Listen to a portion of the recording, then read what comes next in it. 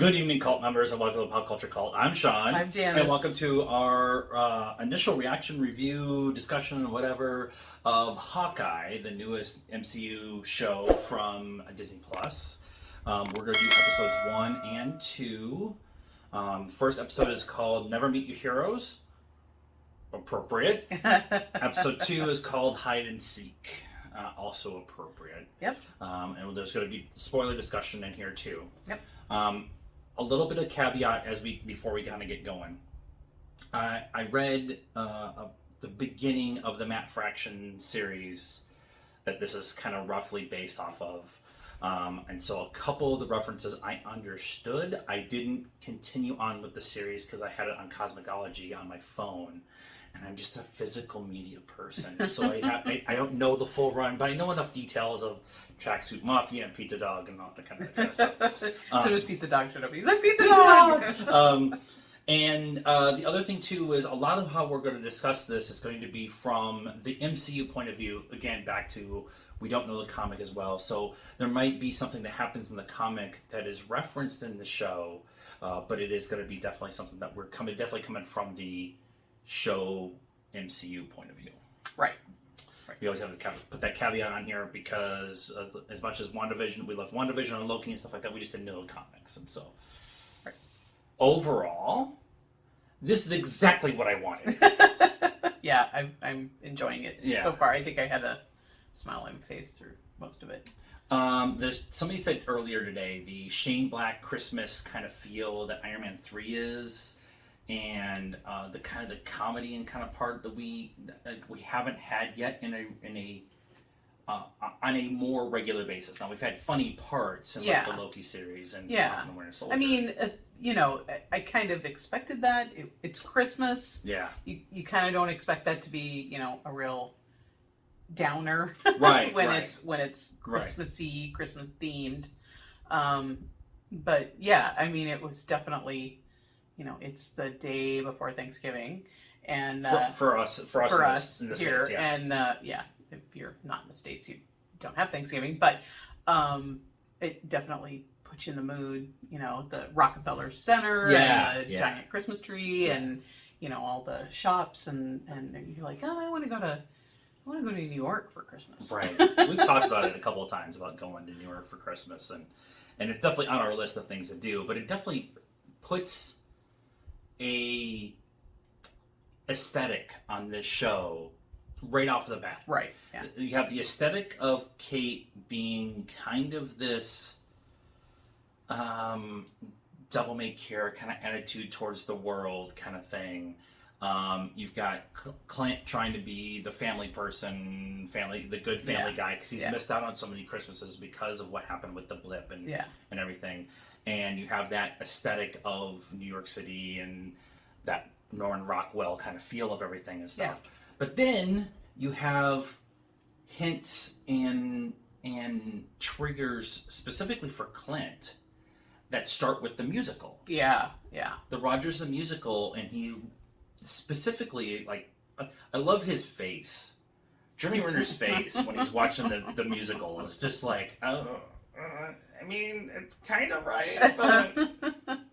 And then he sees the character that's playing Nat, and he gets sad, and it's like, yeah. It's so cheesy, and it's exactly what would happen. Yeah. If this were real, they would turn it into a musical. I actually said to him, I wonder if they're poking at the Spider-Man musical that they tried and failed horribly. Apparently, it ended up being pretty good after they killed a couple people. But it didn't have a very long run. Oh, okay. I was gonna say I didn't think. Yeah, it didn't have like Cats or Rent that had like 20-year runs or whatever. For me, I'm really happy. As much as we're gonna get this kind of buddy cop Christmas show for 6 weeks. Actually 5 weeks because I did 2 in 2 episodes. Right. I continue to appreciate the idea that they are dealing with ramifications of Infinity War and Endgame. Yeah. And it'd been really easy and nobody, I think, would blame them to put a cap on that whole thing and say, okay, that's it. We're starting over anew and anew. Yeah, and starting a new story going forward that's going to lead up to something else. They're not doing that. Yeah. Well, and you can't necessarily do that when you're continuing the story with several of the characters that were involved directly with, with the Avengers and with Endgame, with Falcon and Winter Soldier, and with Wanda and now with Clint and Loki. They were all right there, part of the Avengers. So you can't just forget about it. But I feel like they've probably talked about it more than maybe what we expected. I think at least for me too, is the idea of the emotional weight that they're carrying with this. Yeah. Clint is still rattled and still feeling about guilt and remorse and everything for what Nat did, for what her sacrifice was. Right. When he tried to do it. Right. By the way, he was Ronin. Right. And he did terrible things for that 5 years. Right. And so that's still hanging on him. And the way that they handled the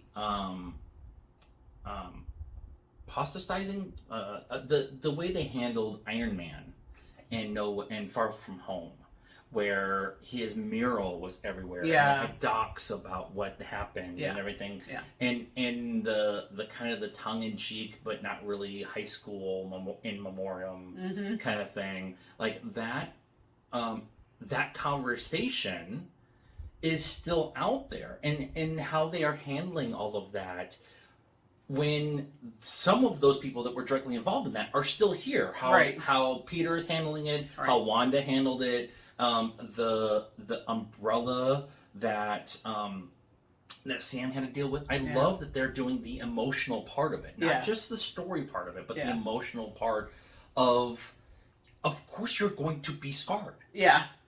And it's not going away, right? Like Clint in the bathroom at the musical, and Thanos was right in graffiti on the urinal, and it's like it's gonna be in your. I'm trying to think of maybe this is gonna be really morbid, but maybe if you knew someone who maybe directly involved with your family or something that was involved in I'm thinking of a mass. What's coming to mind right now is the Christmas parade thing that just happened, right? Yeah. And that all those people, it's directly happened to your family, but you still have to live with that, right? You still see the news constantly talking about it, and it's kind of that whole thing, but maybe a little, not quite so dark, but that you still have to live with it, and it's a big news topic. You were directly part of something that is now a worldwide news conversation, right? But you can't get away from it. You can't get away from it. Yeah, no matter, that's where I think we're trying to figure out how to say it. You can't get away from it, no matter what you do. You can't get away from this giant conversation that's being had. Right or wrong with that conversation, or those feelings of everyone else is having, your feelings are justifiable because you were directly involved in it. Yeah, and it's just the world we live in today too. And I love that. Everything is right there for everybody. I love that they're not shying away from that conversation. I really appreciate that. Yeah. And I feel like we're going to have more of that going on in this show, but ultimately, I think the show is a setup for Kate Bishop, Haley Steinfeld, and kind of building up her character. They start the show with her as a little girl in 2012, right, at the Battle of New York. Yep. Her parents have a lot of money to have that suite in the middle of New York. New York, yes. Wow. And having this laid out that her dad was really good, her mom was trying to be good, and her dad dying, and her mom taking the mantle, and she, from what it feels like, tried to do a good job, even though Kate is kind of her own. She's much more like, excuse me, beers. She's much more like her father and wants to help and do things. Yeah. And her mom's much more of the business kind of person. Yeah. At least that's how they laid it out. And then the opening segment, the opening title sequence of the first episode is Kate's progression from, I watched an Avenger, Hawkeye, fight off the Chitauri in New York, and now she feels like she needs to protect her mom and her family. Right. And so she learns martial arts, and she learns fencing, and she learns archery, and she learns all this stuff. And oh, by the way, her mom runs a security company. Right. So she's learning all the security stuff, and she's obviously really smart. Yep. And stuff. So I love that yes, we're getting Clint's story of how he's dealing with what he did and who he was during that time period, during the blip. But this is ultimately going to be Kate's story. Right. From the first two episodes. That's definitely, that's not so much how they portray it in the previews, which I mean, I'm fine with, yeah. But I definitely see more of the Hawkeye at Christmas time with his kid's story in the previews. And I'm okay. I'm okay with that story too. Like if they want to tell that story, I'm cool with him trying to keep his kids out of the way. Although I did appreciate the phone call that he sent his kids home after Kate. So Kate gets the suit at a black market auction that her mom's new fiance, who I think is a red herring. The Ronin sword is up at this like black market auction, and then the suit was there, and then the tracksuit mafia show up, which we'll get into them and all that in a minute. But she tries to start saving people, and she puts the suit on, and so now the suit's in play, and Ronin is a known character within the world, right? Because he was this vigilante that just wiped people out, right? But then disappeared.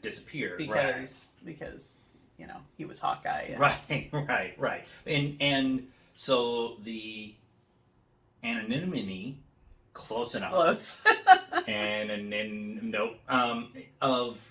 Of Hawkeye as Ronin allowed him to kind of get away from that. But now the suit is back out in the public eye. Right. And putting Kate in the suit and having her be the one that's in the public eye was a nice little touch. Right, but her putting on the suit and not really understanding has put herself in danger.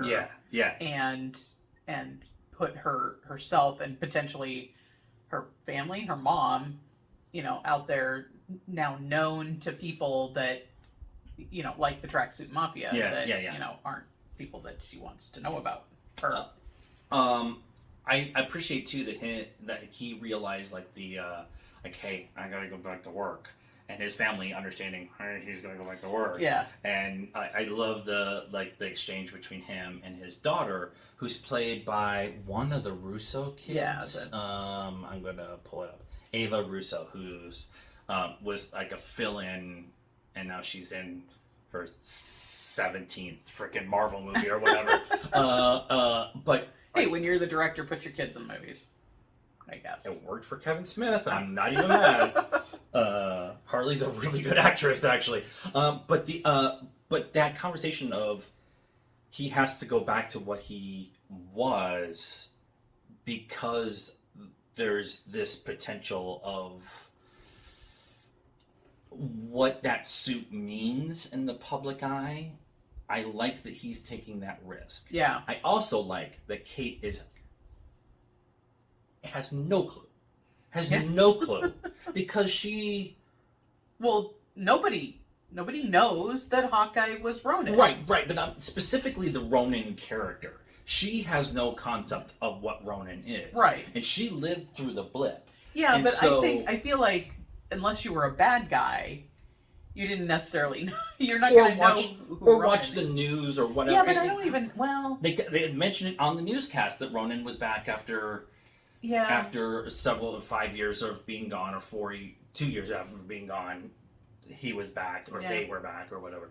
So I just love the dichotomy of the two of them. Like, he knows the severity of what's going on, and so he does so much, including registering and going to a LARP event, which is just so close to our heart. We're not part of a LARP group, but we're part of a reenactment We group. are not LARPers. We're not LARPers. And we're not mad at LARPers. If that's your jam, that's your jam. But what we do is not LARP. It's that whole episode was just you're really close to home. I feel targeted. It's wrong. But I like that he's willing to risk a bunch, and she's still like, and trying to figure it out. The fish out of water. The fish out of water. And I really like the dichotomy between the two of them. Let's talk about the bad guys. Let's talk about the red herring that is Jack, who is Kate's mom's. Eleanor Bishop is Kate's mom, who's played by Vera Farmiga, with dark hair, which was threw us off for a minute. We're like, oh. But he's coming across as this trying to marry into money. Yeah. He's from money, probably overextended himself, and now he's trying to get into money and that kind of thing. I think he's a red herring. I think he's actually just a weasel of a guy who's just trying to make money. He's not the actual big bad. I think the actual big bad is Fisk. Because Echo is introduced at the end of the second episode, and she has direct connection to Fisk, and so does the Track Street Mafia. Tracksuit Mafia. Track Street works so too. So the idea of there's this big bad that's kind of looming in the shadows that's going to be introduced down the line, although Kate's mom Eleanor in the comic it's not Mask. She's a masked, hidden bad guy that is not. At least that's how I understood it. Like we were saying earlier, we don't know the comic directly, so the stuff that I'm kind of getting is secondhand, thirdhand, or whatever. But her mom is the kind of the street level boss enforcer who gets everything done kind of thing, and so she's really the one who's pulling the strings in the background for Fisk. Yeah, so it would make sense because she runs a security company. Yeah. So it's always the person who, like the person who makes the guns, or the person who, it's always that person that is the right hand man for the whoever the bad guy is. So that power would broker, make sense. Yeah. And the Tracksuit Mafia is all Russian, and if she's running a security company, and Russians are the ones that are always involved in like all the cyber scams and stuff. So that's interesting. I love how too it was a nice little if you know, you know, if you don't, you don't. But the Tracksuit Mafia always ends their sentences with bro. So like they kind of threw it in, not every sentence, but it was like, I told you to sit down, bro, or get in the truck, bro, or whatever. It's like kind of thrown in there every couple of lines, and it was like, I see what you're doing there. I appreciate it. But I like the idea that they kind of have this Kansas City Shuffle. It's a Slevin reference. That's a really weird reference. But there's this look over here, look over here, look over here, look over here, and everything's pointing that way.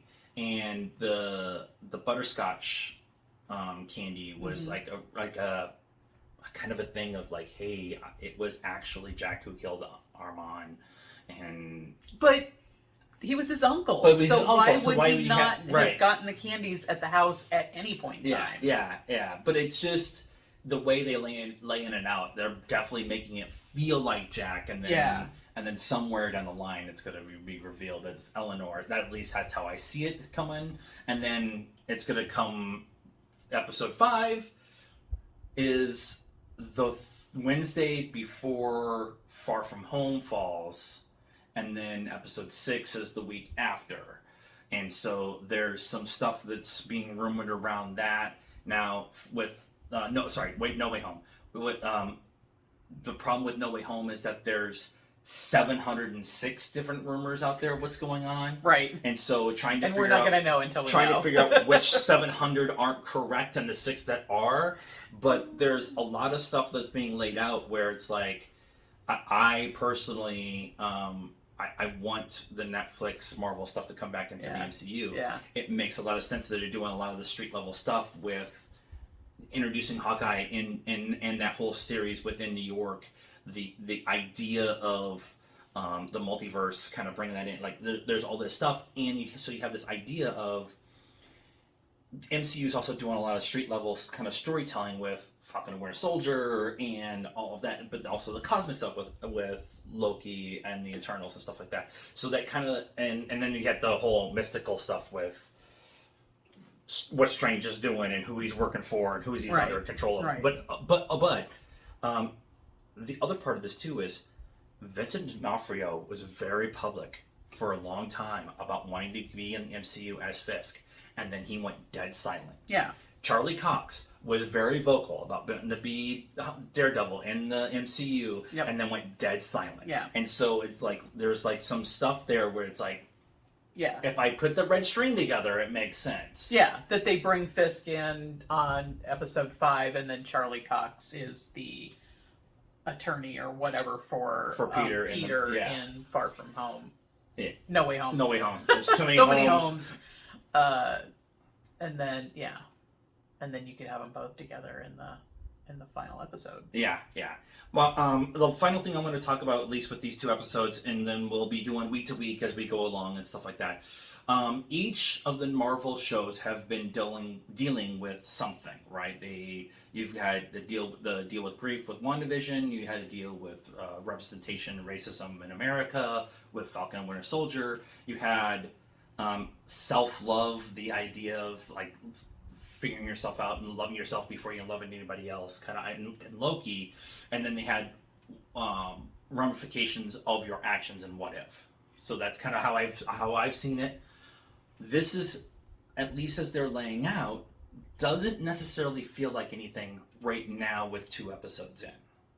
I'm interested in what they're trying to say with this series, because Marvel's really good about trying to say something about this. Yeah. Eternals specifically was a choice over purpose, choosing to do the right thing instead of just doing what you're told and stuff. And so, and Shang-Chi is finding your own self and not living in the shadow of somebody else. So like, and finding your family was so everything has had a meaning to it. And so this one, the trailers don't really give anything away. The first 2 episodes don't really give anything away, but I am wondering what that could be. Yeah, I mean, for right now, as of today, it's feeling like family, right? Because Kate is dealing with her mom and her mom's choices of this new man, right. and then Hawkeye Clint is like, how do I get out of this life and get back to my family? Right. But that's, like you said, 2 episodes in. So. Yeah. I think it's interesting with this yuck kind of fun whatever thing they're dealing with. A little bit of PTSD for Clint, although it feels like he's kind of dealt with a lot of that already. That's the way they introduced it. But what this series could be saying overall, and I like it. I mean, that's why we're here. That's why we're speculating every week about what's going on and how Fisk is going to show up in episode 6. 5.